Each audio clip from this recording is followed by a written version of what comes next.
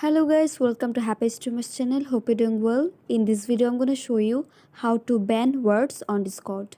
So guys, at first go to your browser, then search me6.xyz. Now tap on add to Discord. Tap on setup. Tap on continue. Tap on authorize.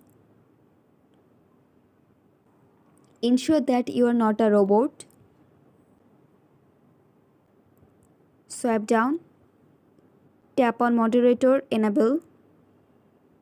Tap on activated moderator. Now tap on in the first option bad words. Now tap on channel permissions. And here select the channel, or otherwise you can select all channels.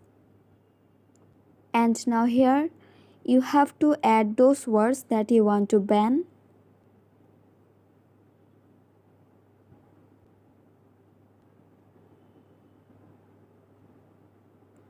And after that, tap on save and close.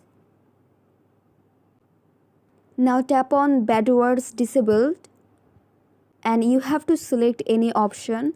So I am selecting delete message and warm member, and then just tap on save. So guys, that's it. That's how you can ban words on Discord very easily. So guys, I hope this video was helpful to you. If it was, then please give a thumbs up and hit the subscribe button. And thanks for watching the video.